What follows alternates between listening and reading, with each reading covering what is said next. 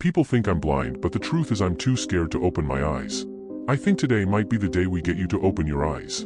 I haven't opened my eyes in 10 years. My therapist calls it optophobia, a fear of opening one's eyes. It all started in my teens when I witnessed my parents getting murdered.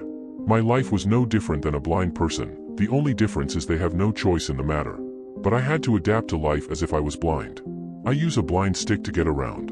I can tell the difference between different coins just by how they sound. I've learned to read Braille, but when people find out I'm not blind, they either think I'm crazy or they think I'm a joke. It's hard to describe the constant feeling of being scared.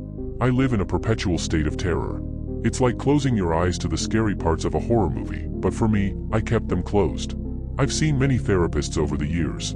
Some have gotten close to helping me overcome my fear, but there is one major obstacle. I've been attending a support group for the past 5 years, and throughout those years, people would come and go.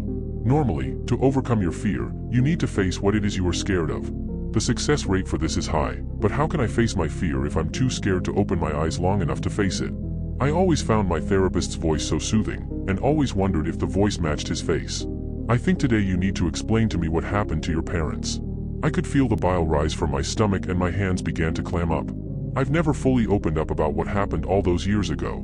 It was my birthday and my mom had just finished cutting the cake. I'm not sure where it came from or how it got in the house. I watched as it crept up behind my parents. It moved slowly but with murderous intent. A bit like how a lion stalks its prey before it. "What did this creature look like?" he asked.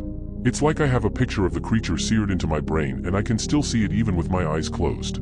His eyes were bright red and filled with a murderous hunger. I explained. My hands were shaking and I could feel beads of sweat roll down my back. "Take your time. I promise you are perfectly safe," my therapist said in a soft, caring tone. It was frothing at the mouth, and he had teeth and claws that looked like they could rip you apart. The sound of my therapist's voice had changed to a more concerning tone. "Are you sure it wasn't a man and not an animal?" he asked. "It wasn't a man, it was some kind of beast.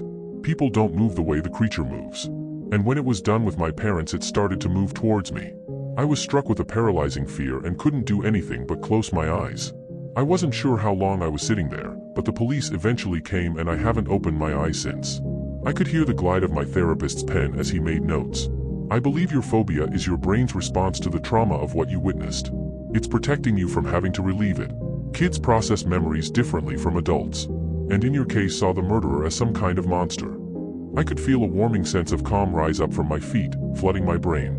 "I promise you're in a safe environment and there is no killer or creature in this room," said my therapist in a reassuring tone. I could feel my heart pound as I slowly began to open my eyes.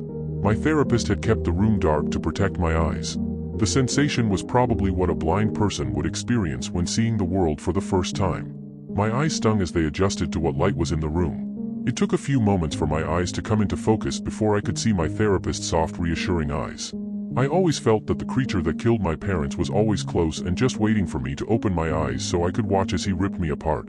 The fear was still there, but the room was empty apart from me and the therapist. "I told you there was nothing to be scared of." I was about to rejoice in my newfound sense of sight when I was stopped dead in my tracks by the sound of growling coming from behind my therapist.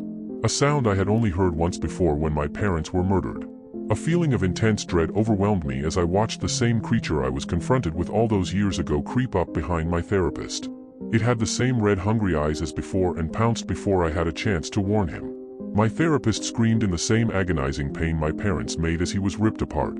When it was done, it trained its sights on me, and before it could get to me, I shut my eyes again. You see, it's not a fear of opening my eyes. It's the fear of what would happen if I did.